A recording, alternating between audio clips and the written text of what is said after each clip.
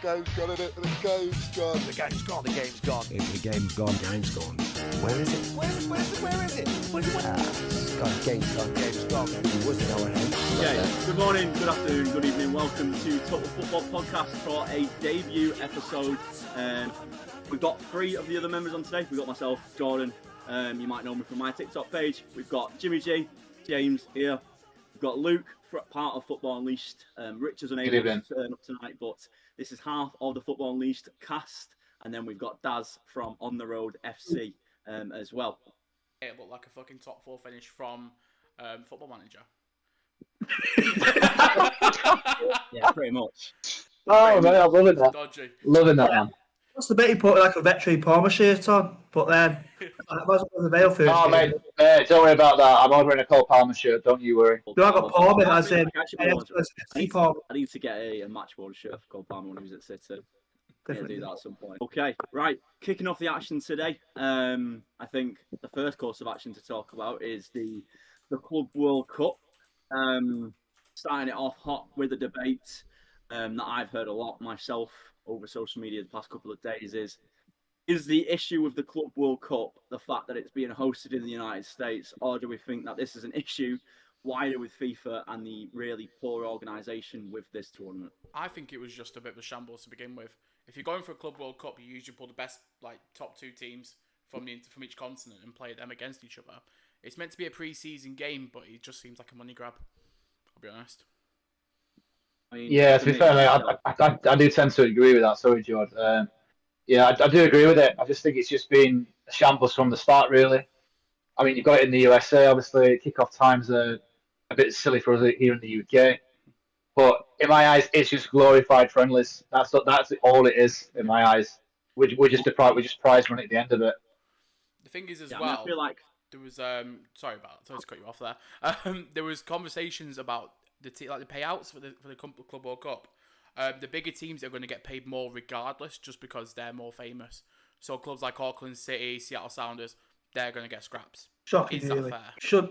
Should be all even, to be fair. I feel like so far, the general consensus is that most of the non-European teams are getting slammed. Obviously, we saw Auckland lose 10-0 to Bayern Munich. LAFC, I mean, they lost 2-0 to Chelsea, but as much as the scoreline was 2-0, Chelsea was absolutely all over them, and they are considered one of the best teams from their continent. North America, they really were poor, I'll say. I'm seeing it throughout this so far, every team at least once, and the only team that we've seen so looked promising is Al Hilal and Real Madrid yesterday, and Juniors, which was, by the way, a game of football that.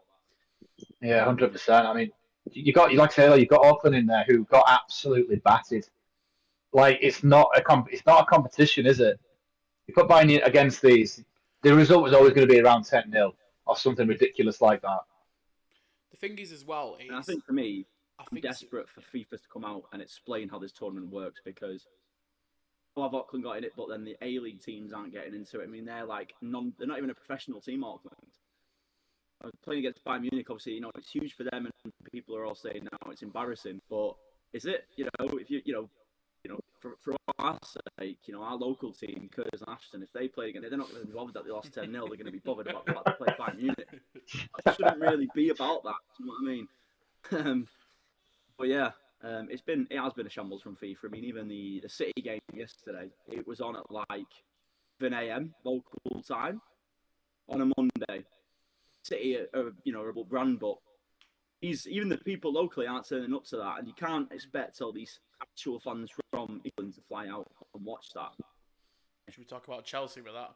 Did we see the? Oh, mate, honestly, the commentator saying, "Oh, I see a lot of blue." Yeah, where were you looking? Because the stadium was half empty, at least. And they tried to get the camera angles on the fans who were there, and it just a shambles, to be honest with you. It really was.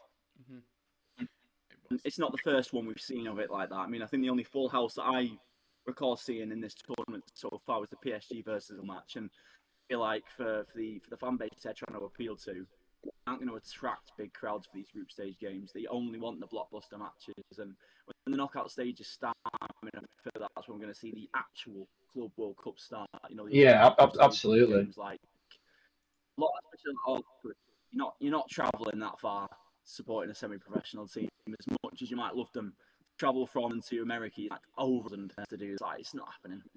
Yeah, I read something yesterday about that Chelsea game. Basically, how LA had to travel. Basically, it would be easier if they were there because it took LAFC to travel on the road over a day to get to that game. That's So what I mean. your massive fan base to get from there to there just for one game to go all the way back to the other side of the country again. It's like, I agree with you, mate. Like, LA really should have faced us in LA. It'd have been a lot better for their fans. They'd have sold out the stadium, probably. Yeah. Definitely. It's just the actual fact that they're not like taking into account the local time as well. Like, it's not ideal times for us to watch, and it's not ideal time for the locals to watch it. So, who are they appealing to? And also, It's like these 4 o'clock games in the morning. It's like, say a Prem team gets to that, who's staying up to watch that? Like, if you got work at 4 o'clock the following morning, it's just a lot of faff for no solid reason. That's what I think of it. Yeah, 100%, mate. It has been a good watch. I But do want to make a case that this could also be good for American football. I know obviously there's a lot of bad stuff towards the Club World Cup, but if we talk about the MLS at the moment, it's exposed the issues such as travelling to match days. Away days can be awful, but it sets a foundation for football in America. So I think if this could set a standard, we have seen it with Messi. Well, not recently we haven't, but the thing is as well with football, it's getting that American fan base to move away from their version of football to ours version. Yeah. But it's like, I mean, I think I keep up with the MLS quite a lot, and as much as the league is a mess in terms of the fact that there's no promotion and relegation, and I think that's been spoken about before. It's obviously who's got the most money gets into the MLS, and that's how it's always worked. And sometimes you see teams getting trounced 0 in the league, and you don't see that very often in the Premier League, and they're not even like the top teams that are beating these teams like 6 or 7-0. You know, you've got like a mix of like League 2 quality teams with teams in there that are like bottom half of the Premier League standard, maybe Championship standard. You know, it's ridiculous. And if you throw like, I don't know, Wrexham in against, I don't know, Crawley, Wrexham are going to absolutely batter them. They're way higher than them. Can we talk about that Boca and Benfica game? Because what a game that was. That was football. Yeah, that was heritage. Great. mental game. Football heritage, mate. Yeah. Football heritage right there. 2 red cards in the Watching game. the general Maria score banging a as pen. well. The general scoring right at the end as well. Nicholas Otamendi, our old boy. We don't talk about that. This is it. Like, obviously, you know, we've seen obviously a load of these players like contract expire. So I don't actually know how some of these players are out there.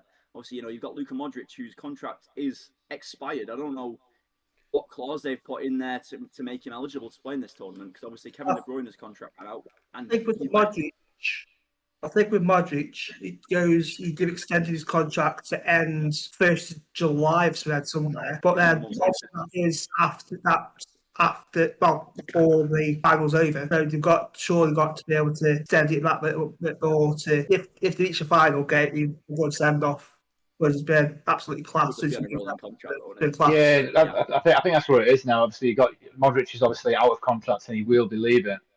Got to Thomas Muller probably retiring after probably the World Cup now. He obviously said his goodbye though to Bayern fans in Germany. So as far as I was concerned, that was him done. But obviously, he's extended it just to play for him in the Club World Cup. Obviously, after all the debate with the Club World Cup, just wanted to run through the actual fixtures that have been played so far. Obviously, the opening game was the Al Ahly versus Inter Miami game. Terrible, boring 0-0 game. Not the pinnacle start to the tournament I think FIFA would have wanted. And then following up on that, Bayern in the same group smashed Auckland 10-0. You've never really seen anything quite like it. Group B, PSG blew Atletico Madrid out the water 4-0. Oh, absolutely. Atletico Madrid as well. Two got they on now. Horrible challenge for Atletico to get set off, and PSG are the team. They are the team to beat right now. Palmeiras 0, Porto 0. It was an okay game, quite an enjoyable 0-0. Botafogo beat Seattle Sounders 2-1. Yeah. Chelsea 2, LAFC 0. Expected, I think. Should have been more, to be honest. It could have been more. Good start for Liam Delap though, getting an assist. Absolutely, mate. Great sort of a lap that is. Group D had the game that we was just talking about. Boca 2, Benfica 2. 2 red cards in that game. It had everything. A comeback, red cards, fighting, the whole lot. And then in the same group, Flamengo beat Eltonis 2-0. And I think this is a good route to entry for some European teams to make the knockout stages. They could do well in the knockout stages. The Boca Benfica game, what was the various red card for? I didn't catch it. So the first one, I believe, is someone getting booted in the face. Blatant red card in your life. Yeah. And the second one was just like a really harsh coming together, and the guy just, it was a red card. I've read on Twitter really that whoever's got a red card in his face and a lengthy ban from that game. Might be from the sidelines. Yeah. Would have been from Yeah, it probably will be, won't it? Yeah. I just saw that. If you guys knew about it or anything, but say drew 0-0 with Dortmund. Would have expected Dortmund to get past them, to be honest. Joe Bellingham, championship player. I'll tell you what, Thiago Silva is the class Rolls Royce defender, mate. He was absolutely amazing for them last night. Back to the score. Dortmund drew with Fluminense. Sorry, like we were just saying, Thiago Silva, 40 years of age, he's brought into Fluminense when they were literally facing relegation. Right, they were going down. Come in and they didn't concede a goal in 10 games, and he's kept them up. He's a classic Rolls Royce, mate. Honestly, I would have still had him at Chelsea even right now at the age of 40. There is definitely conversations to be had about him being the greatest centre back of all time. Oh, 100%, mate. He's in that conversation, yeah, 100%. He is in the conversation. He has to be. On that topic, who is everyone's best centre back of all time? Vidic. Maldini. JT for me. Maldini for me. Heart says company, but brain says Sergio Ramos. If I go for club, Royce Boasted. But oh, are we not going by our own club? Oh, fair. In that case, is it? I'm going to go with Vidic again. I'm going to back him. You're going to back him? Back him. I'll tell you what, I'll just change it slightly, but obviously I've still got the Chelsea link, Thiago Silva. Yeah. I mean, how many times has he won the Champions League? Has he won it twice? He won it with... He won it with us. He won it with Chelsea, but I can't remember if he won it with AC Milan. I don't actually think he won it before he joined us. I think it was the first time he lifted the trophy when he won it with us. Which you've also got that in the background there to showcase that off. Absolutely, mate. We know when we're champions. Horrible night. But yeah. Great night for me, mate. Oh, yeah. River Plate beat the Urawa Reds 3-1. I read a pretty cool story about that. So there is a fan of there's a Division 2 team in Japan, right, who are direct rivals with the Urawa Reds. And he has spent tens of thousands of pounds buying other team shirts, travelling to watch other teams and sitting in their end to watch against this team. And he's the ultimate hate watcher. I mean, I thought I was pretty good at that, but this guy taking it to a whole nother level. And he's travelled to the Club World Cup to watch everyone that's playing these guys. And he would have been happy to know that they're 3-1 to River Plate. David taking the fans with Trent. David taking the Liverpool fans with Trent. Great watch. Have you seen in the news at the moment that there's a poll going out for like the best player of the year for like each club, and everyone in the Liverpool side is voting Trent. It's like a 48% vote for like Trent at the moment to win an award after he's just left. Yeah, but they were practically burning his shirts when he was leaving, when the news came out. I know, it's mad. They're just little rats over there. I mean, you just can't. The thing is that the hate with Liverpool and Trent is so unjust, in my opinion. That 100%, mate. But it's the same with Steven Gerrard. Do you remember when Steven Gerrard tried to leave and he was getting death threats and everything from like Liverpool fans? It's the same principle. It is exactly the same principle. There's no doubt. But obviously, Gerrard stayed in the end. He signed a contract extension and obviously stayed for the rest of his career. He could have joined Jose Mourinho three times, but every time he stayed at Liverpool. Yeah.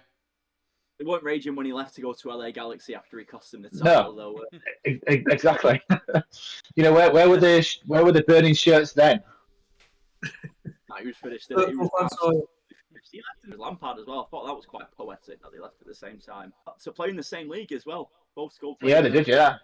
And then the final. New York City, wasn't it, for Frank Lampard? He was there with David Villa and Andrea Pirlo. What a side they had, honestly.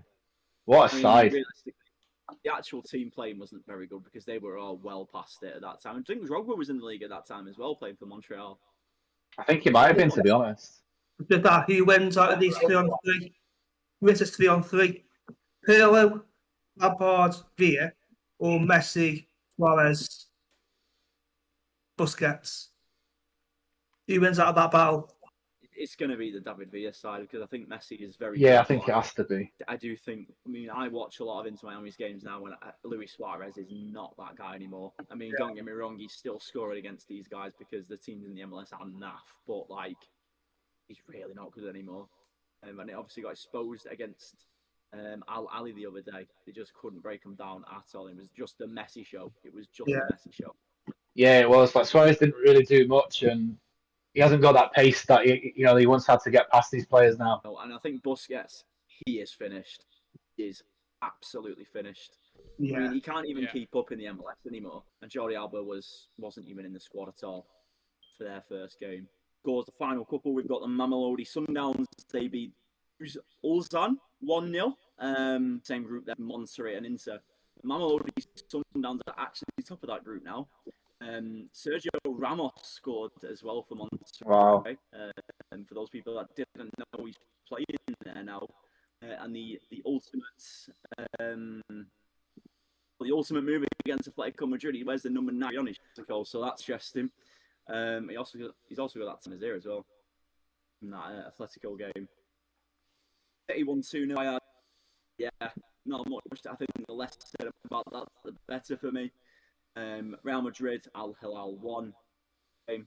I think really overestimated how they are. A lot of good European talent still in that team. They should have won it. They missed a penalty at the end. And then finally, Salzburg beat Pakua 2-1. Juventus in City's group beat Al Ain 5, which means they're now top of our group. I mean, I think so far from the opening games of the Club World Cup, we've seen issues. But some of the games that have been good have been really good. They're a relegation team in Brazil now. They're not as good as they once were. And to say that they've held out Dortmund and a 0-0 for a relegation team in a subpar league, some might say, that's quite good for them. Very delayed there, George. You dropped out again, yeah. Very delayed, man. He's back. Okay. Right, let's hope he's your back in the profile building. picture? Yeah, it is. Honestly, it's a great profile, isn't it? Oh, that's Was that the United United though? Because they want player to ever live. Anyway, where were we?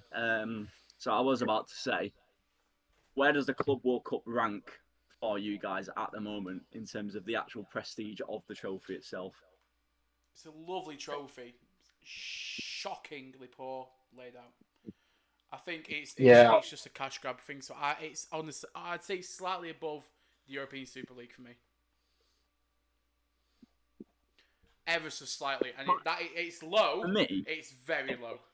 It's very low. I think to be fair, I do agree. I have to agree with that, to be honest. Like, the trophy looks great and everything, but I think it's just a money grabbing opportunity, really, and a lot of it's just glorified friendlies. Yeah, definitely so far in the group stages. I mean, I think, in my opinion, I do think maybe not this time. It's not going to hold as much prestige as it should do, but I think, in my opinion, eventually this should be the pinnacle competition, right? Because there's a lot of money on the line in this tournament, right? And that means in future, these teams that are coming in from other continents, other leagues, they're going to take this a lot more seriously. They're going to invest a lot more into their system because, I mean, right now, that's not been the case for a very long time. I mean, South America, don't get me wrong, they produce a lot of good ballers, but now because the scouting infrastructure is so good in Europe, these players don't even get a chance to sniff that league anymore. They're picked up by Real Madrid, Man City, Man United when they're like 15, 16 years old now, and then they're just left with whatever's left. But I think eventually this tournament will be as high up as the Champions League for me. talking about. I do think the only way it could get better is if they make it clear what team should be in it. So if it's the best performance from each league or the best performance from each country, they should be pulled in. If it was like an All-Stars tournament, like Premier League All-Stars versus South American All-Stars, if they pulled the best player from each league and put them together into a team against each other's teams, that could be a really good competition because it's still the World Cup. But if you're pulling like an All-Star team, so American All-Stars, Canadian All-Stars, not nationalities, but the best players from them leagues, I think that'd be a fantastic competition. I think it would, but he's sounding a little bit like Todd Bowley with the All Stars game idea. Yeah. Okay. It is a bit cringy, but for something like that sort of style, it could work. Even if it's how long until Chelsea is the London Cowboys? Hey, we are, mate. Honestly, like we literally are right now. You know what I mean? We've obviously got like Todd Bowley in charge, and Begdad Agbali, and yeah, I just don't like them very much. Could be Birmingham. Could be worse. Yeah, well, yeah. True. I'm just struggling to get my head around now what Chelsea's policy is and what they're trying to achieve, because mate, I can answer that question for you. They're literally going to become the new Brighton. They're buying all these youngsters fairly cheap, and they're going to send them out on loan, make a profit from them. That's their end game here. The fact that they're willing to sell Petrovic when he's our best goalkeeper that we have at the football club after one good season at Strasbourg, it's disgusting. Like, and the fact is, obviously, they're now going to sell Alfie Gilchrist, one of our young academy central defenders, who made his debut under Pochettino. Went out to Sheffield United last season, did really well, and now he's going to be sold. It's just wrong. But even on that point, though, they're about to buy Bino Gittins for like what, 60 million quid, which kind of goes against everything that they're doing. It's a horrific price tag. Mm-hmm. He literally, I think he registered 11 assists, 3 goals last season, something daft like that, and they're willing to pay £60 million for that. I mean, they could have saved themselves a few bob and signed Sancho permanently, even on his wages that he was on at United. I feel like a lot of clubs have this strategy now at the moment where they're going for players that will be good rather than players that are good right now. And as much as you exactly like to have an infrastructure where you've got a couple of players in that like that coming into the club, like obviously City saw Savinho come to the club last year and he's not set the world on fire, but he's a project player, and I think having project players in your club is okay. But when you're basing on project players, but yeah, exactly. That's the problem, George. We have 11 and then another 11, and they're all projects. They're not stabilised, and then some of them aren't quite ready just yet. You've got obviously Casado in there. He's proven. Cucurella's proven. Reece James, Enzo Fernandez is starting to come into his own now. Cole Palmer really is a project player. He's still very young, and this is what we forget. I mean, we just need experience. We need experience. We needed the experienced goalkeeper Mike Magnon. If we'd have signed him, I wouldn't have been too fussed about Petrovic leaving, because at least we've got a half decent replacement. But obviously, they weren't prepared to pay 25 million for him, but they're willing to sign Gittins for 60 million. Like, how's your maths? And especially, if I was working in the Chelsea infrastructure last year, I'd be looking at my team going, we've clearly got a goalkeeper issue here. I mean, I've not obviously seen loads of Chelsea games from last year, but the one goal I do remember is that one against City when he just ran out into no man's land and just been left for nothing. And that is mate, it was embarrassing. I mean, Robert Sanchez, he can't catch a ball, but he can't even catch a cold, mate. He can't even catch a cold right now, No. And Jorgensen's not much better, but Jorgensen's distribution is slightly better than Sanchez. But again, we have a goalkeeper issue, and I just don't understand why they're not addressing it. It's like to Arsenal. Like, you paid 80 million. What is going on there? Oh, sold you for Yeah, what is going on? Then it's like, what I've had, about 5 million for him. Like, you're losing 75 mil there, and he's meant to be a project. And it's just absolute shambles. I think this might be a hot take, but I genuinely think Kepa is the worst goalkeeper in the entire Premier League. I think there's worse, mate. I think there's worse. I mean, Sanchez. The one thing is that I find crazy about Kepa is the fact that okay, but I think my issue is with Kepa is the fact that no one's scared of him. He's not intimidating whatsoever. Like, obviously, we saw that Marmoush goal against Bournemouth where he's just hit an absolute peach. If you look throughout the season, players are trying their effort from 30, 40 yards against him because they know they can score against him. And even Onana, he's poor, but no one's trying that with any other goalkeeper, shooting from 40 yards. Especially in like a team like City, because City don't do that. City don't take long shots. We work. Yeah, City wants to pass it into the net, don't they? Really? Yeah, but Marmoush to hit a ball like that 40 yards out because he knows who's in there. I mean, it's turned out to be a fantastic goal, but when your goalkeeper physically can't reach the corners of the net, they've got to be a bad goalkeeper. So to be fair, mate, we used to call him short hands Kepa because that's what he is. He doesn't get down. He doesn't stick his arms out to stop it. And there's a reason he can't stick at a club for more than a year because everyone's realised he is terrible. Oh, he is. I was glad to see the back of him. Put it that way. Kepa's 30. 30? 30. Yeah, he's 30 years old now. I still see him as like he's 24, 25. Like that with a lot of players now, though. Like even Kylian Mbappé, he's like nearly 26. Speaking of Mbappe, just to quickly jump in here, he's currently in hospital at the moment. I heard about that. He's got some. Yeah, I heard. Gastroenteritis, yeah. What's that? Basically just stomach bug.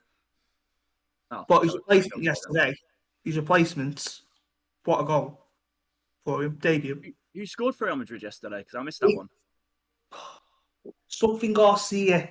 It's his very first start for Real Madrid. In his opening game, and he goes and scores. Yeah, Gonzalo Garcia. Debut, you know what I mean? Like, it may not be a massive competition, but he's still showing he's deadly. Scoring in front of the Real Madrid crowd is big enough, though. Do you know what I mean? Yeah. Oh, mate. Honestly, like Trent's going to feel it if he performs badly at the Bernabeu in any game. The boos will come. They will ring round that ground. Like at Liverpool, you had to back in that you were Scouse. Trent did. I mean, I think Trent dropped a stinker yesterday and was hooked after 60 minutes. Really, really not a good debut. I mean, he lost the ball more times than anyone. He completed the least passes in the team. He looked so off the mark. And obviously, he was playing alongside Dean Howson, who looked pretty composed, I'd say. For a 20-year-old kid who just had a breakout season at Bournemouth, I think he performed very well. And whilst we're on the topic of poor debuts, Ryan Cherky, oh dear. A debut to forget for him. Another player that got hooked after a bad debut. And I think one thing, obviously, that I'm giving him the benefit of the doubt for is the fact that, obviously, in a tournament in America, you are going to have to deal with climatization, right? And I think, obviously, it sounds like an excuse, but when you're playing in humid weather, when you're not used to playing in that, it's going to take time to get used to that. And I'm giving him the benefit of the doubt on that because I won't read too much into it just yet, George. I mean, it's the first game, playing in a different climate. We've seen him play against. He will become good for you. There's no doubt. He's a very, very good player there. You can't judge him after one game. But the poor debut and getting hooked is not going to be the best feeling for him. It's not, no. It is going to knock his confidence, but as long as he's not starting week in, week out, he should be all right. He'll recover. Tell you what, though, what it reminded me of is that Mario Balotelli moment in America as well. Mate, honestly, that was the best thing I've ever seen in my life.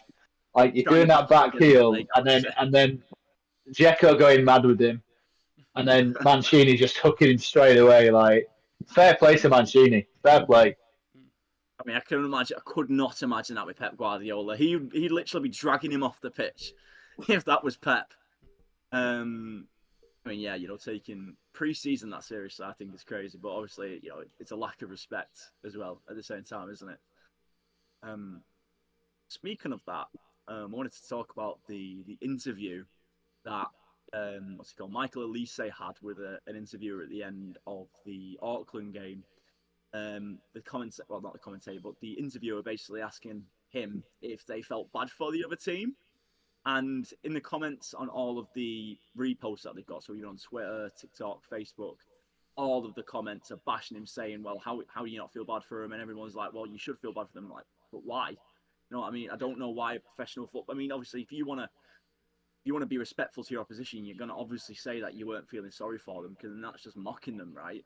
Yeah, exactly. And the fact that they put 10 past them showed that they were going to be ruthless, and they were showing them respect by being the team that they are. You know, they weren't going to take the foot off the gas at any point for them. On the side of that, obviously, I think that comes across as like a bit of a weird question, a comment sort of question that you wouldn't hear in the English game. You won't hear that after City just beat Burton Albion 10-0. They just ask the regular questions that they always would, and I think a lot of things in this Club World Cup are football fans aren't quite used to. Most notably, this walking out thing individually. I don't have a problem with it myself personally, but I can see the argument for why people think it's cringe, and it is a bit embarrassing. Oh, man, I watched. Terrible. In an empty stadium as well. Maybe for It's the final, embarrassing. maybe for the embarrassing, final that. or a semi-final, I think it could have potential to work. But in these games, like, there's not even anyone in the stand. It's just awkward. I don't think there's any excuse for it. I think it's terrible. I think at the end of the day, you're a team. You play as a team. You fight as a team. You shouldn't be walking out individually just because someone knows your name. Oh, it's Ruben Diaz and the rest of the City players. No, you go, it's the whole City squad. No one wants to be known individually. You'd rather be known as a team. Look at Arsenal what they used to do years ago. The captain would decide the arm length of the shirts. Everyone all played the same shirts. That was camaraderie, and it worked. If you start bringing players out individually, they're just going to get complacent and arrogant and think they're better than everyone else. No one's bigger than Oh, anyone man, else.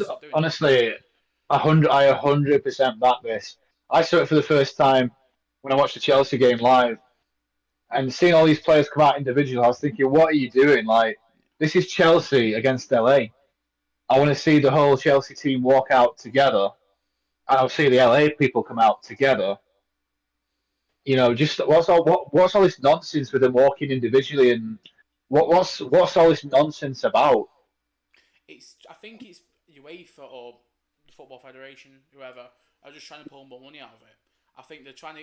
If you look at lower leagues, for example, like Huddersfield Town, each player has their own individual walkout and sponsorship. So I think that's what they're trying to copy, but on a bigger scale. Like Jack Redoni, he was sponsored by some like tradesman in Huddersfield, and every time he walked out, he'd go Jack Redoni. Da, da, da, da. As he walked out, when introducing the team sheets, he'd follow through that stage, and then the sponsors as well. I think what they're trying to do now is copy that sort of system, but on a higher class to bring more money in for teams. I don't think it's a good idea. It's good for lower teams. I don't, to be honest.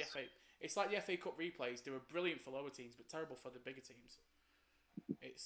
I always said with the FA Cup replay is that if the teams, when they're first drawn, should come to an agreement before the game is played, saying if they want a replay or not.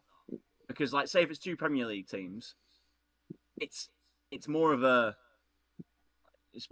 stick in the road for them to play a replay than to just go to extra time and finish the job there.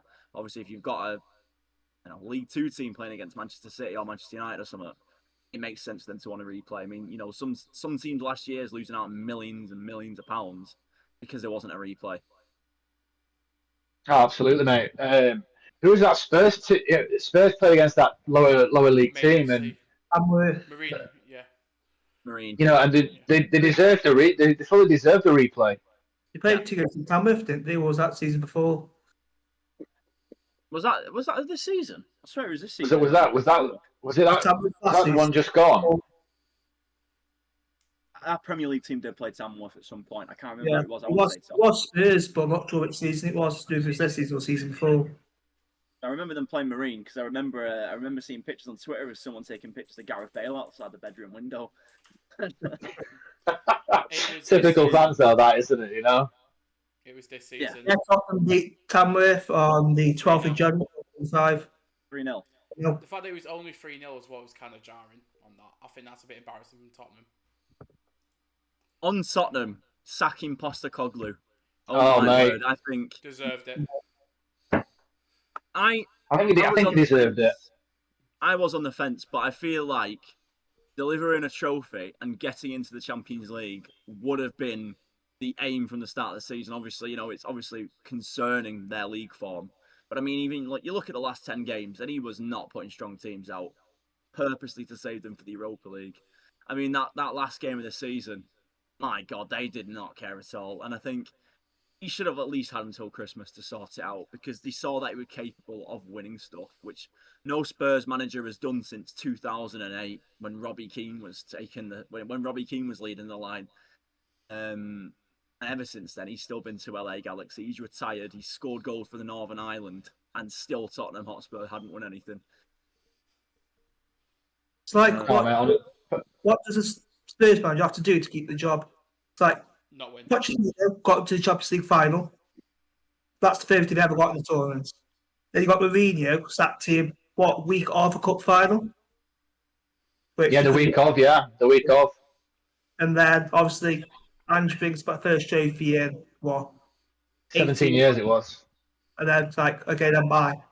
What have you got to do? So what's Thomas Frank got to do now is stay in this job? Yeah, exactly. Like, I did a video on this on obviously our channel, and I was asking the question, like, what is the Spurs brief? What is the brief now for the manager?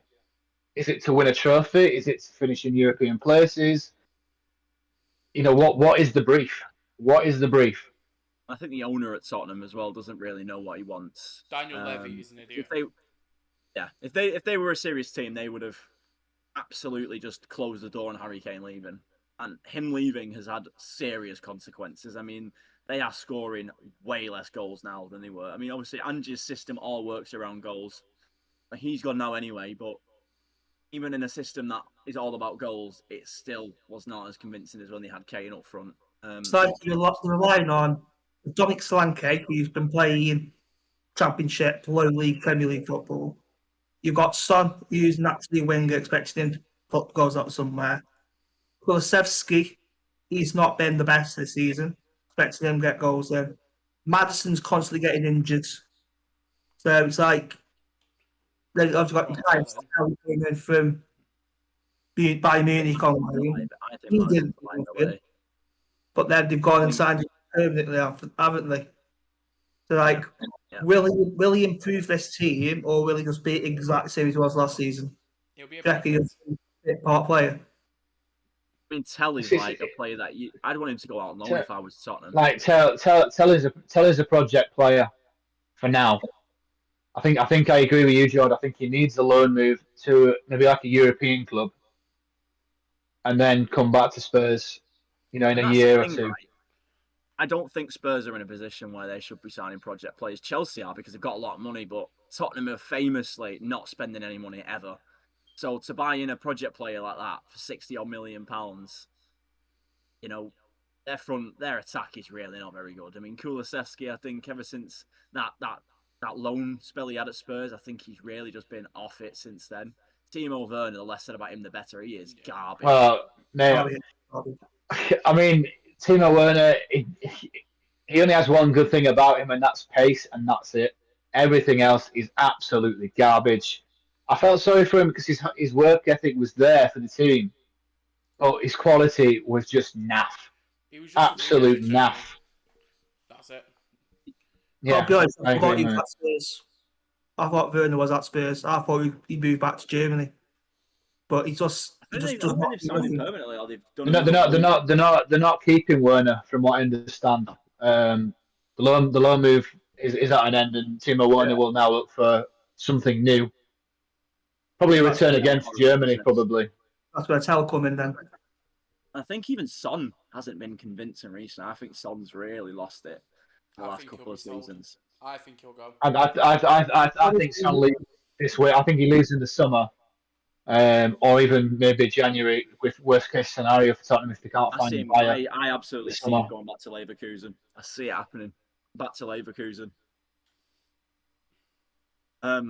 I've seen that. I see Atletico, weirdly enough. Nah, they ain't going to him. Apparently they're in for Mason Greenwood, by the way. I mean, obviously, all that stuff aside, I think a team like Atletico Madrid is obviously taking a huge risk signing him. He's had a really good season in the French league. But for him to move to a team like Atletico Madrid, does he even improve that team for the actual player that's on the pitch? Because I really don't think so. I think he does. Put the whole shit aside. I think the best step forward he can do now is going to a big team. this will save his career. And I think playing with players like Julian Alvarez, I think he's going to be brilliant up front with them. He's going to complement him really well with that play system. I think he's. I think Julian Alvarez is not a Manchester City player, man. Seeing him play the other day watching that PSG game, I'm like, you're not in the right colours, mate. He was. It's not you. You once had him. He was the next Sergio Aguero, man, and I still think he is. I'd have taken him at Chelsea, if I'm honest. I would have genuinely had him. Taken Julian Alvarez, and I think obviously a lot of people give City stick for letting him go and stuff, but for a player who wants to leave and you're getting nearly £100 million on the table, like you're taking that all day. Yeah, I understand the club's business. Like when you get an offer of that size, you have to just take it because you're not going to get offered that again. Teams who reject players leaving, like Pep's always had that, and I love that. The player wants to go, all right, see you later then. It's as easy as that, and they're gone. Same window, no messing about. And the thing is, these players that they're not protected because of the status. Like we saw it with Joao Cancelo. I mean, I would argue he was the best fullback in the world for 18 months, and then he fell out with Pep, and he was gone. See you later. And it's like we've not felt that. Well, I mean, I think Walker's is a little bit different, but Joao Cancelo was at the peak of his power. And he was, to be fair. Oh man, 100%. Isn't he like playing for a Saudi team now or something? He's playing for Al Hilal, yeah. So he would have been playing against Real Madrid the other night. But he went to Bayern Munich. Really didn't set the world on fire there. They let him go. Then he went to Barcelona. He was good there, so I don't know why he didn't stay there. And then he ended up going to Saudi for like £15 million or something like that. What a downfall! What a downfall, man! Downfall. He was one of my favourite players to ever play for Man City as well. It was a real shame when he left, but you don't mess with Pep, I suppose. And I think we've seen that a lot in the past. Like Joe Hart had it, Yaya Toure had it, Laporte had it, Cancelo, Sterling. No messing about. If you want to go, see you later. Yeah. What happened with Laporte? What was his situation like? I think he was just. I mean, he left on good terms with City. He was just kind of. Don't think he wanted to be a rotation player anymore. And apparently, these links going back to Bilbao as well. And I'd love to see him do that because that was the club he came from. But yeah, I just don't think he was happy with the game time. And I think he'd done his service for us. He was there when we were in a bit of a dark spot. Our best defender for a long time. And then obviously Ruben Diaz came in. John Stones started performing. Nathan Ake came in. Akanji came in. There was just no room for him. And then Guardiola as well. He won the treble with us, and I was so happy to see him get a medal before he left with the Champions League. I think you are going to need a Gundogan replacement eventually. And I think Tierney Reinders is that guy, but City is so awful on handling a counter-attack, and that needs to improve because we are going to end up running into the same issues as last season again. George, what do you think about Bernardo Silva becoming captain of Man City? What do you think about that? Well, actually, fun fact, this is the first time under Pep Guardiola where Pep Guardiola has chosen the captain. Previously, it's always been down to the players to vote for the captain. This time, he has just given it to Bernardo after the shit that happened with Kyle Walker. I get that. I mean, for a player to walk out mid-season is bad enough. Your captain to walk out mid-season and throw his toys out the pram, it's unacceptable, and I can see why Pep's done that. Bernardo was an experienced player, probably the most experienced in the entire team. I think if anyone should have had it, it should have been him. Do I think he's the best player on the pitch now? No. But he's been there the longest, and I think he deserved it. And I think Ruben Diaz is the very natural vice-captain, and he will take that next season when Bernardo eventually leaves on a free. Does Rodri deserve captaincy, though? So the captaincy circle for City now is Haaland, Rodri, Bernardo Silva, and Ruben Diaz. Why does Haaland get captaincy? Why Haaland? He's there for 10 years. He's had the armband a couple of times before. Yeah, well, it's the name as well. I think Ruben Diaz is going to be our captain, though. I mean, I've seen him speak in the City training videos. He is that guy. He is a leader. I don't think Bernardo Silva has it in him to be a captain per se, but that's just what Pep says. Okay. Yeah, it's going to be interesting, that's for sure. Seeing Silva as a captain now, like I don't think it's captain material myself. I really don't. I would have given it to Diaz. It has frustrated me in the last few years that we've had rolling captains. Obviously, we started with Fernandinho. He left, and then who took it after him? I can't remember, but we've seen Bernardo Silva leave, not Bernardo Silva, Kevin De Bruyne leave, who was our captain. We've seen Kyle Walker leave, who was our captain. We've seen Fernandinho leave, that was our captain. And these are all rolling 1 years, and I just don't understand why we're not just giving it to Diaz now, because he's going to be here for a long time. Yeah. You just want the same captain to stick with that. Yeah, 100%. 100%. Yeah, It's hard I feel like to Diaz to make any sense. It has to be Diaz. Like, if you Yeah. look at him, he's so far on the ball. His communication's top class. Like, he's got his determination to get to a ball. He's all captain material. And then you got Yeah. Bernardo Silva, who's in and out of the squad constantly. When's the last time Diaz was not in that starting lineup for Man City? he's He's only out when he's injured. Probably a long time ago, yeah. Yeah. in that team. You need a consistent captain, not one who can be in one game, out for 3, back in again for 3, out again for 1. That's what Bernardo Silva does. Because obviously, two completely different players. Obviously, Bernardo Silva trying to get the ball forward constantly. Stamina's not the best now as it was back in the day. So he gets rested a lot more. Ruben Diaz doesn't have to make them runs. He knows how to read the game.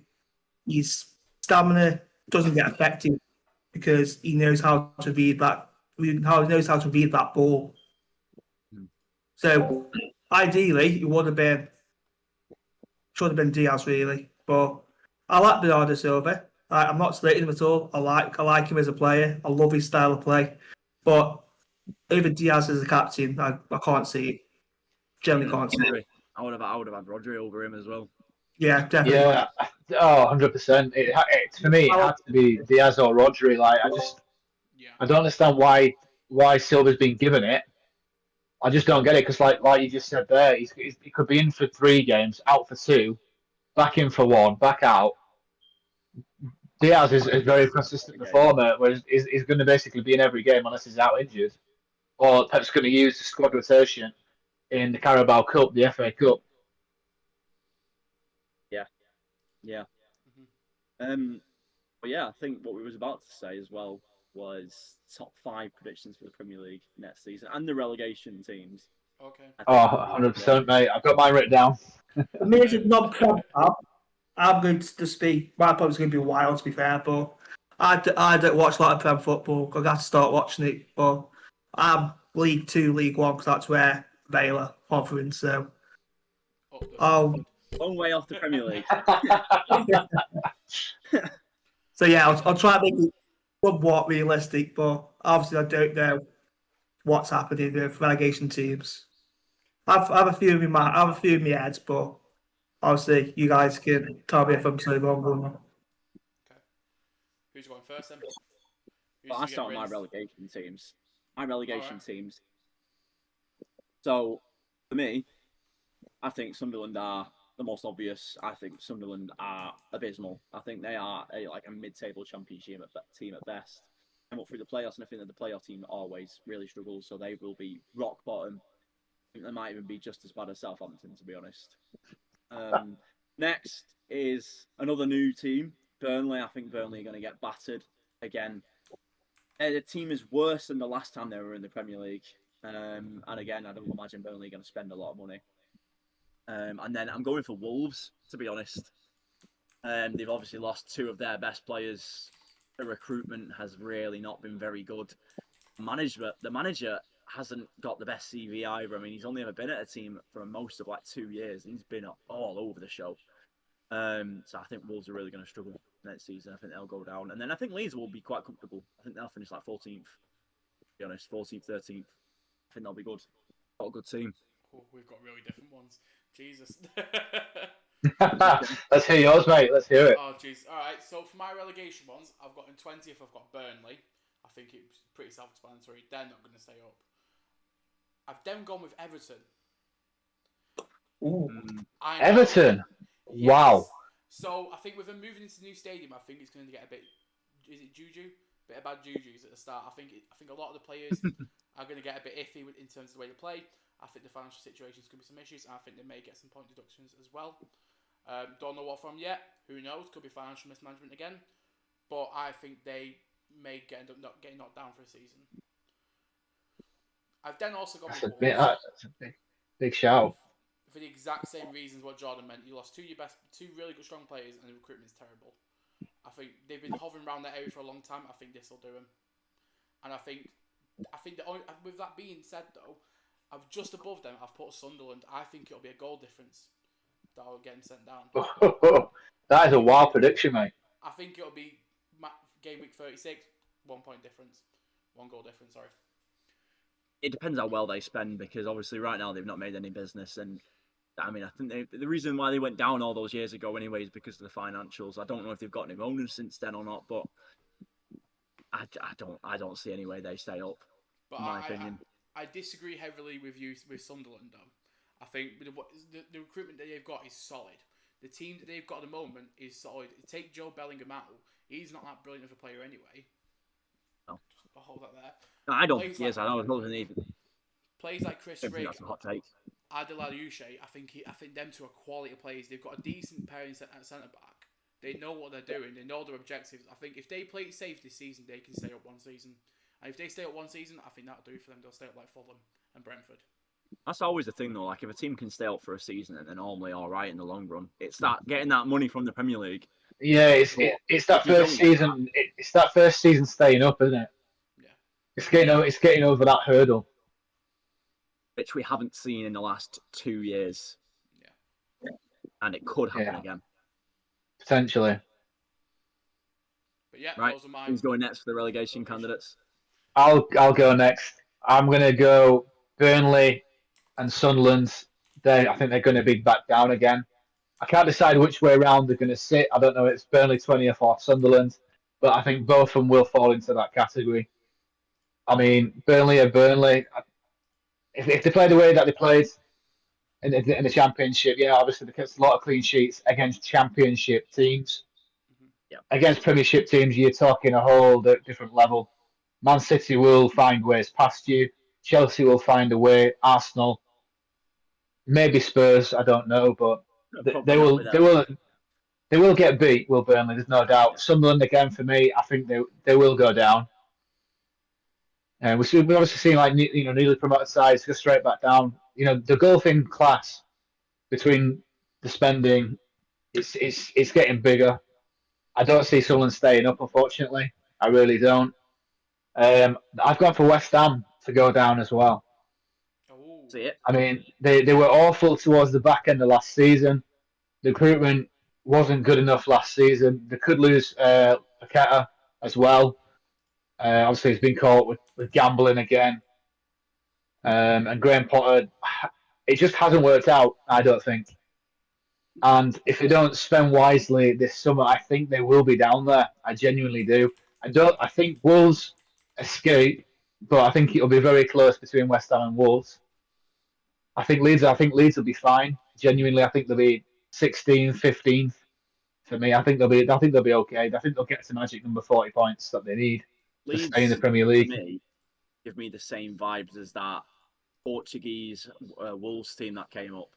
A team that is clearly way too good for the Championship, and they almost bottled it at the end. They did. But that team is way too good for the Championship. Yeah, it's way too good to go back down. They're obviously in the middle of recruiting at the moment as well. Maybe Calvin Phillips may make a return. I don't know. But if I were them, I wouldn't go anywhere near him. I wouldn't go anywhere near him, to be honest. Now, I mean, the move from Leeds to City. What was all that about? I think that was just picking winners' medals up, surely, for your career. I mean, the thing is, Pep preferred to play a 17-year-old Rico Lewis in his place over him, who we bought for like £55 million. It said levels. It spoke levels there, to be honest. Yeah, it did. But yeah, my three, as I say, West Ham, Burnley, and Sunderland to go down. Just leaves Daz. Big one, fans. A bit of grain of salt with this one. Yeah, Burnley, the massive yo-yo club. Back up and down constantly.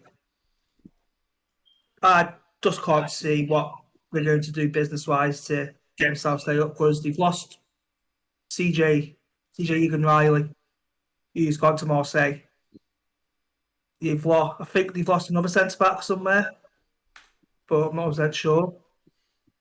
But then Are they the team that had Howard Bellis, or is that Southampton? that's Southampton.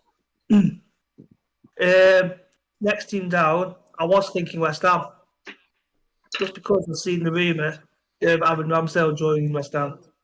Is that going to make him all times relegation candidate? You know what I mean? It's a curse. It's a curse of a goalkeeper. Definitely a curse on him. And then I want to say anyone but Sunderland, because I quite like Sunderland as a team. Like you've got a good young attack. They got Isidore. They got Mayanda. Obviously, they had Job. You got 30 odd million to get from Job now. Spend that wisely on players which they know will do a good job for them. They could sit 15th, 16th easily. There's potential for Henderson to come back, isn't there, as well, to Sunderland, from what I'm hearing at the moment. I love Henderson. I generally love Henderson from back in the day. But I wear number 14 on my shirts because of Henderson, which is a very odd player to go I know. As a goalkeeper as well, so that works. But then I'm also going to go Wolves go down. Obviously, they lost Cunha, they've lost Eight Nori. How many more players are they going to lose? Especially They might lose a couple more yet before the window shuts. It's going to be a very, very tough season for them. Like I don't know what their fixture list is looking like, but They've been flirting with relegation for years, though. I think they'll finally have it now. I think to be fair, Everton have, though, if you think about it. You know, Everton have just been getting away with it. They've just been escaping. But under Moyes, under Moyes, though, I think they'll stay up, though. I think they'll be more than comfortable this time. With just the fact it's David Moyes. That's why I didn't say Everton, because of David Moyes. He's got a good head on him. Moyes has. He knows exactly what he needs to do to stay up. He's kept West Ham well because they were close to relegation when he joined, wasn't he? He's done that. Was it Conference League or Europa League? Yeah, Conference League. Yeah. Obviously, he's come to Everton, who are really, really struggling. Got him survive. If he can get his own players in, who he knows will do the job for him, I don't see why Everton can't finish top off. Genuinely, big claim from me. Well, I reckon they can get it if they get the right players in. Is David Moyes the Neil Warnock of the Premier League? He brings relegation teams up, keeps them up. I don't know. I think that always belongs to Sam Allardyce. Yeah, that will always do. Yeah, he'll always belong to Big Sam. That's Big Sam. That. Yeah. He's not been in a job for a while, so I understand that. Not a flash from the past. Who remembers when he managed England? The only manager for England to ever have a 100% win rate. Yeah, because it was only one game. Dear me. And then we had Roy Hodgson take us to a Euros. Oh man, honestly, right? Roy Hodgson. They were the dark days to be an England fan. Absolutely. Under Don Revy. I thought he was. Oh my god! I wasn't alive for it. Top four predictions. I think we'll just go back in the same order. Yeah. Okay. I want to say Manchester City to win the title, but it's going to be Liverpool. I think Liverpool have bought extremely well, which is uncharacteristic for Liverpool. They're not a spending team. I mean, I know they've spent big on some players before now, but they don't normally do it. But 150 million pounds on Florian Wirtz, you would expect he hits the ground running straight away for that money. The most expensive player to ever come to the Premier League. Kirkes, with potentially having Andrew Robertson in left back if he doesn't decide to go to Atletico Madrid. In rotation, you've signed Frimpong. They've sorted all of their issues out, and I think if they had a new midfielder to play alongside Gravenberch and McAllister, I think they are going to be a really tough team to beat next year. They've kept Salah, get a new striker in, they'll be good. Second, I'm going for Manchester City. I think we've obviously bought very well. We had the second most wins in the Premier League last season anyway, in what was a terrible season. Third, I'm going for Newcastle. I think if Newcastle kept their performances up the second half of the season, all season, they could have won the league this season. Or last season, sorry. And then fourth, I'm going for Chelsea. I think even the whole talk around Arsenal, even what I'm hearing from their own fans, they're not even going into the season confident. You know, I think they are messing around with the striker department too much. They look like they're going to lose their top target, Sesko, and I still don't think Sesko is going to sort them out. I think he's just going to be a bit like a Gabriel Jesus.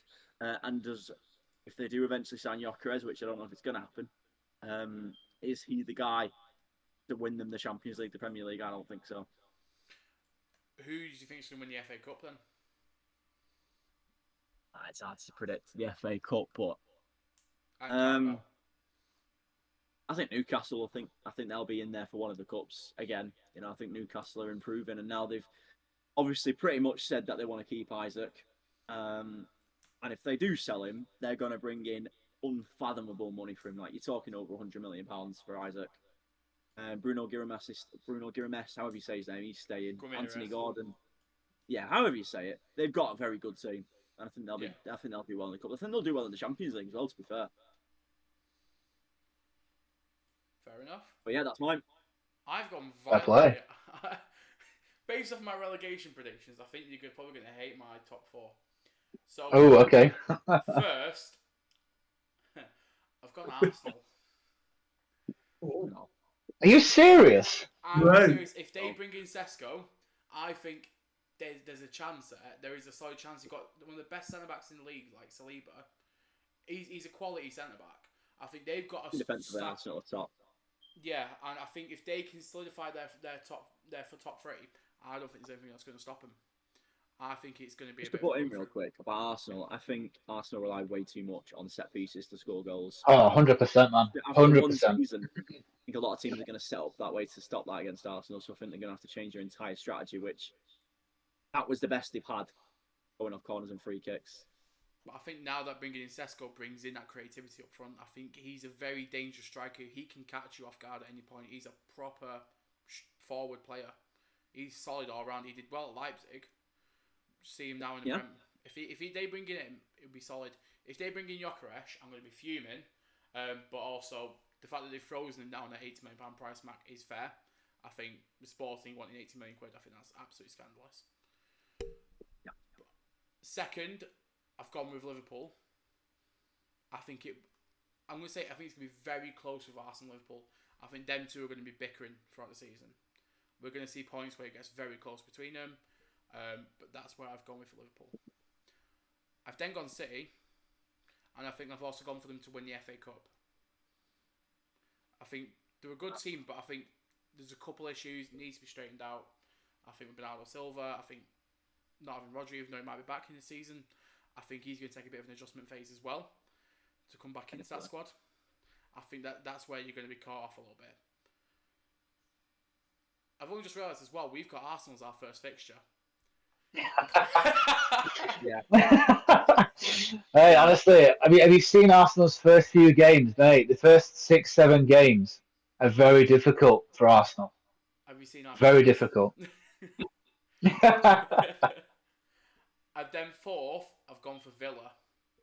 I think Villa will stay up there for a bit. I think they're going to play around with the big dogs for a bit. So I think they're just a they have been now for the last 2 years. If they take Rashford on permanently as well, I think it could look like quite a nice team. Rashford's going to end up going to another European team, to be fair. I don't think Rashford's sticking about.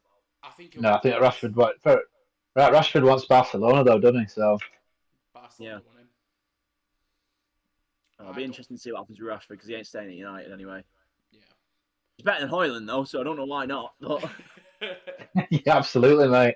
I'd rather have Rashford than Højlund. But yeah, that's my top four. I've also gone with United to win the Carabao Cup. It is a Mickey Mouse Cup, but I think Ruben Amorim will probably come out guns blazing with that. Well, to be fair, you'll take any sort of cup these days, will United, surely? Yeah, we'll take anything we've got at the moment. Oh, Jim Ratcliffe's taking cuts from IKEA, to be fair, so he's good. He's good at that. Whoa. We can't afford them. We're getting them from a skip at the moment. Yeah. You probably are, mate. You probably are. Bring your own cups in. Absolutely. Okay, next up. Right. So I've gone for Liverpool to win the league yet again. They've kept the spine of the team together, bringing in Wurtzer as well. I mean, what a player he could potentially be in the Premier League. I just think that Liverpool, they were the better team last season. I think they'll be the best again. I've gone for City to finish second, though. I think they're going to be in a title race this time around. Especially with the signings, I think they will adapt into Pep's system. I fully expect Pep Guardiola to get them to be better this season. I don't think he will tolerate the same performances as last season. He will not tolerate fourth place finish, third place or whatever. I think he wants to be up there. There's no doubt. I've gone for Arsenal third. They're going to drop from the second and they're going to finish third instead of finishing second now. They'll drop down a place. They've had the board of that now. Arsenal, at the end of the day, Arsenal are just Netflix FC. There's always next season with them. That's all there is to it. They need a number 9. Don't get me wrong, they're in desperate, dire need of one. I don't think they'll actually go and get the likes of Gyökeres or Šeško. I don't think that happens. I genuinely don't think that happens. I think they look elsewhere on the market. And then I've gone for Kai Havertz. Absolutely. Then I have backed us to finish fourth this time. Again, I think it'll be a little bit more comfortable than last season for us. I'm hoping that Palmer assists still out quite a few times, and Delat obviously finishes the chances off that we do create as a team. But I've gone for Newcastle to finish fifth, though. I think Newcastle will push very, very hard, very, very close. They're a good side, Newcastle, to be honest, under Eddie Howe. I wouldn't mind them finishing third, to be honest. I'd love them to finish above Arsenal and get Arsenal, in fifth. But surely this season it's on Arteta. He has to win something, or he has to lose his job. For me, I mean, he's been there 5-6 years now. I mean, it's surely time. I mean, there's Arsenal fans all the time on social media calling for him to leave. He's not winning them anything. He's just very good at finishing second. He's good at almost getting there. Yeah, he's an almost man. He's an almost man. He's not the man. He was a good manager to go from C to B, but he is not the man to take him over the line. I don't think he is, mate. I think Arteta, he's gone as far as he can with Arsenal. I don't think he can win something. I don't. Yeah, obviously he's won the FA Cup in his first year, and then that's it. Community Shield. Yeah. So, yeah, well, the Community Shield, prestigious trophy. Well, there you go. Two trophies then. Community Shield as well. If we're going to throw that one out there as well, but the FA Cup obviously is more meaningful. But I mean, the fact after that he's just finished second for 3 years running, it shows he just hasn't got it in him to get it over the line. Yeah, and the Champions League as well. Does Semi-final and just getting blown out the water. Yeah. The fact is that they played so well against Real Madrid, but don't forget, this is not the Real Madrid side that we all once knew. It's a totally different era for Real Madrid now. But PSG were unbelievable against Arsenal. Not to mention, I think Real Madrid had about one fit defender for that game as well. Yeah, exactly. But yeah, for me, Arsenal, I think they're going to finish third or even worse. Valid. I put Newcastle 8th. They will not finish that low. No way. They're going to be the top 6 for me. Top 6, top 5. You see, I put It definitely depends on their business. I put Forest in 7th, United 6th, and Chelsea 5th. We'll see how it transpires. We are cooked. I don't even think Forest finished as high as they did last year. I don't. I just think that I think they'll fall off this time around. So we're going to go Liverpool first, just because the squad they're building is crazy, built on what they had already. Frimpong, Wirtz, possibly Kirkes, looking at Kike as well, which I've seen. Yeah. If you get him in, bring another centre mid in to help alongside McAllister and Szoboszlai, then that team could be absolutely filth, if it is already. Second, I'm going to go City, because the 3 players bought in already are top class already. So obviously, yeah, Ryan Kirchie, yeah, Aït-Nouri, Reinders. Third, I'm going to go Chelsea for third. I don't know why I'm saying Chelsea, but I have a thing for Chelsea being third. Obviously, they've got that bit of momentum from winning the trophy last season now. Obviously, got Champions League football. It's Champions League football they've got this year, isn't it? Yeah, So, Champions League. Well, yeah. so they can attract the players we want in now. So obviously, we're playing Conference League football. You're not going to get the players you want really, but you say Champions League's on the table to someone for a contract, then it's all good to go into it really. Fourth, Messi just scored a goal. It's 2-1 into Miami. Into Okay, Miami, a big team, yeah. Porto. They're distracted. And then fourth, I'm going to say Arsenal just because they've been up there every season. But then if they don't get this striker situation sorted, then they're going to get nowhere near where they want to be. Like, Šeško seems to have broken down. Gyökeres just seems to be going on forever and ever, whatever's happening with him. Like, first, I've got a really unpopular opinion here on Gyökeres. He's played well in the Championship, played well in League of Portugal. Yeah. It's obviously Championship is a hard league to get out of, but there's that many teams in that league that anyone can surprise. So Gyökeres did that. Sign for Sporting. Is it classed as the top 5 league, or would you class League on? No, not the top 5. It's like I mean, he's done it in the Champions League a bit, hasn't he? But I mean, yeah. But then it's the consistency of good teams. Like, you look at the players which are in the Prem, look at the goalkeepers of the Prem. He's not going to be able to. I've never could be good enough to get his 30 goals, which he's getting in Portugal. But that's my say on that. It's very very controversial, but that's what I'm saying. Fair enough. I was going to grab the itself off. no worries. Right, cool. I think that's the end of the actual talking. So, Dad, I think you had a bit of a quiz that you wanted to do to everyone. Yes. Let's get some engagement going, people. Let's bring it on, man. Bring it on. I'm going to do. I did have 4 questions for one for each of you. Okay. I'm going to do some sort of leaderboard. So at the end of the season, I don't know what will happen, but we can get something involved at the end of the season.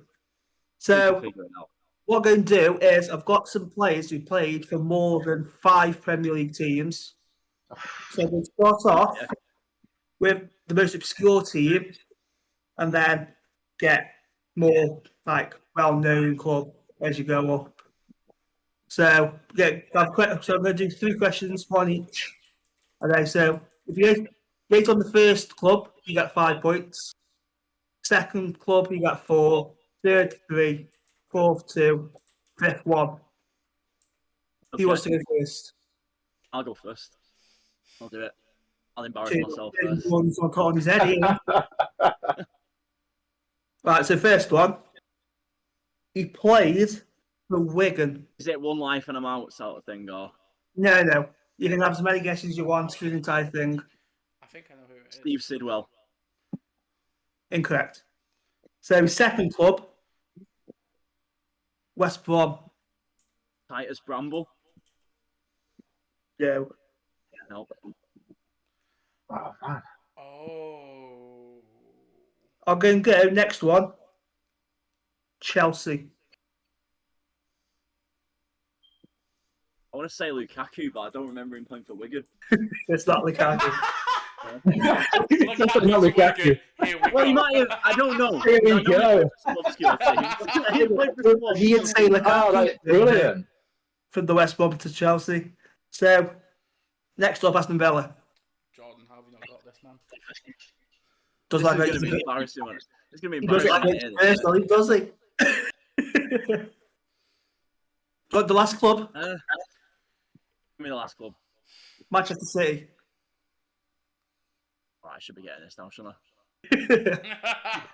That's why I picked this player. So you've got Wigan, West Brom, Chelsea, Aston Villa, Man City. Come There on, is mate. one more. There Nicholas is one Anelka. more club, but I think I'll give it away. Nicholas Anelka. No. The football's No? left him. Can I make a guess? Okay, tell me. I'm going to be embarrassed. So the final club would have been Swansea City. Wilfred Bonny. Scott Carson, isn't it? Scott Sinclair. Ooh. Oh my Scott God. Sinclair. Oh my God. And he played for Celtic. He played for Preston as well. I've Yeah, only he given did. that's what turned it off. Wow. For this No, one, Wigan. it's just who's next? Okay. Go on I'm then. embarrassed. Right, let's just find someone for you.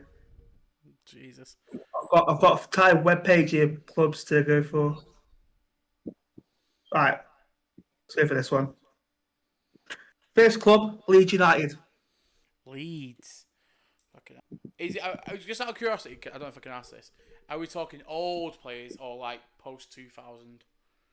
Most of these they're all retired. Most of these ones are now. Bar Scott Sinclair, I think, unless he's retired recently or not. The only Leeds player that's coming to my head right now is what's it called, Johnny Giles from the Brian Clough movie. I take it it's not him. It's not him, no. Nah.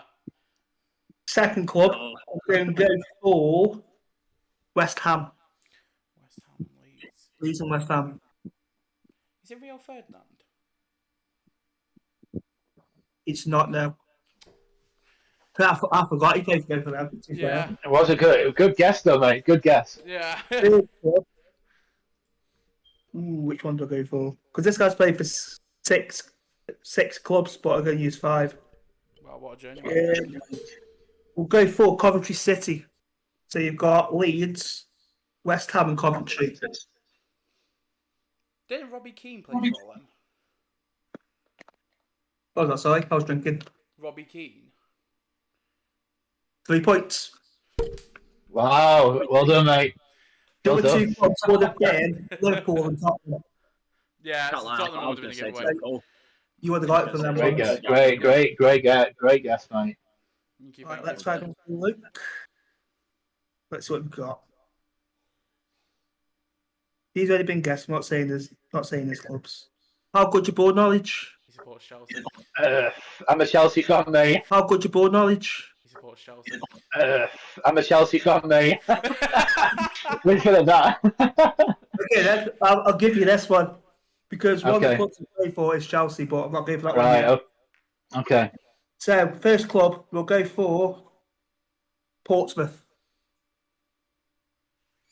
Talban Haim. Got it. Seriously. Is that it? 5 points. Oh, Oh, nice. nice. Nice. It's literally he's literally the first player that came into my head because I remembered he played for Portsmouth under Avram Grant. Do we have another round since that was so fast? Get Jordan some Yeah, points go on the on then. board. Yeah, go on then. Right, Let's do it. Jordan. One more. Right. So Jordan, first club for you, Burnley. Chris Who's Eagles. the most recent team? Okay, it's not him then. I didn't see what it said. Sorry. I don't think of any Burnley players off the top of my head. I said Chris Eagles, but I know it's not him. It's not Chris Eagles, no. Ex-Vale player as well. Hit that. And Bolton. Next one, we'll go for Aston Villa. Burnley and Villa. Did Darren Bent play at Burnley? Don't think he did now. Well, that was my guess for the next one. Next club, we'll go for. I just play most of these games there. We'll go for Liverpool. Burnley, Villa, and Liverpool. Oh, I think I've got this one. I think I know who it is. I've got a gamble here. It depends on the next team. I think I've got it, but it does depend on another team for me. Yeah. Thing is, I've got 4 more teams to choose from. But just obviously, we haven't been nice to Jordan or not. Next one. But it'd be nice or hard. Hard. Southampton. I have no idea. I have no idea.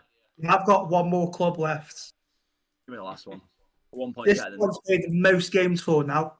Stoke City.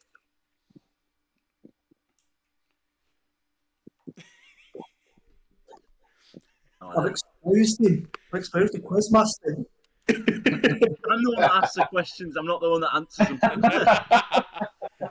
JB is going to be laughing at you right now. Peter Crouch. Oh my god. Started at Villa. Went to Southampton. No, to be honest, even after saying that, I probably would have got that. Stoke and Burnley. If I'd thrown Spurs there, I would have got him. I forgot he played for Burnley, to be honest. I completely forgot. I bet, didn't he? Ooh. So, damn it. Right, here we go. How old are you, mate? 23. Dave, especially if you even know who this player is. Well, he played in the 1990s in the Prem, so... We'll have a look. Oh, dear. Okay. Actually, I'll go for the other one, actually. We'll go for this one. So, first club, Blackburn. Is it Alan Shearer? Not. Around the right time, though. Kind of. Next club, we'll go for Man City. Do you know who it is, Jordan? What's that say? Jordan, do you know who it is? Essentially. Is it Andy Cole? It won't be Andy Cole, would it? Is it? Yeah. That's 7 points. Yeah. Well done, mate. The other clubs would have been Sunderland, Newcastle, and Man United. Yeah, after if I would have known and he said Newcastle, I would have got it then. That was a complete guess. Great guess, though. Yeah, it paid off. I'm getting smoked here. See this one forward. So we'll go for Tottenham. Oh, it's part of it. Tottenham. I'll go Robbie Keane to begin with. It's not Robbie Keane now. So then he went to Newcastle United. Oh, God. Oh. Tottenham to Newcastle. Wasn't straight there, but there was 1 more club in the middle. Well, 3 clubs in the middle, but 2 of them are loans. No, you have to give me the next club for that one. Portsmouth on loan. 2005. Portsmouth on loan. This one's difficult. I'm going to go Pascal Chimbonda. It's not now. So we'll go for his very first club, Crystal Palace. That doesn't really help me either, to be honest. Honestly, this is 2 London clubs that obviously I don't really like in particular. Yeah. Right, so we'll go for the final club he played for. He played 198 games at this club. Swansea City. Michel Vaughan? Not. Wayne Routledge. Wayne Routledge. Wow. That's a name from the past. That is a blast from the past, that man. Fair, I'm really liking No this idea who quiz. that is. You know who it is? No idea. Put a picture of him. See if you recognise him. Oh no.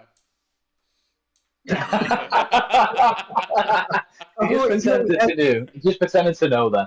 Yeah, no idea. Everyone had them when they opened their first pack in Ultimate Team. He comes out the English pack, the gold English pack in like FIFA 16. Oh, he was the fodder sound. Yeah, pretty much. Yeah, Fodder existed. He was the fodder. We've got. I've lost my shit here. James is on 7, and Luke's on 5. I'm coming for you, mate. I'm coming. It's a slow burner. It's a slow Fighting burner. talk. So when you're live seeing this, Jordan, it's going to be lovely to see. I am the person who asks, not the person who answers. All right. Very true. That's the excuse. Speaking of Yeah, asking, that is the excuse. what was the idea of putting Eric Ten Hag on your wall? Come on. Eric Ten Hag. just to pay homage to the man. Just to pay homage to the man. I am the But yeah, I think we're probably good to wrap it up there now. Yeah. Yeah. Feel good. Need an outro. Who's doing the outro? I'll do it then if you want. Yeah, absolutely, mate. Go for it. Hopefully you're still listening. If not, fair enough. I hope you guys enjoyed it. It is one of a kind. Hopefully we'll be doing this week in, week out. Let us know your thoughts. We do have a Discord as well, and if anyone's listening from Jordan's stream or Football Unleashed or on the road, feel free to let us know what you like to see in the future. If we get big enough, we'll bring on Kevin De Bruyne.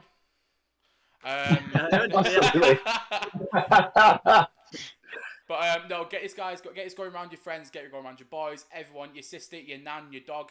Get everyone listening, get them following, get them a part of this, because this is a community forum. You're a part of the community. Enjoy it. Anyway, it's been me. In a bit. See you later, boys. Loved it. Sayonara.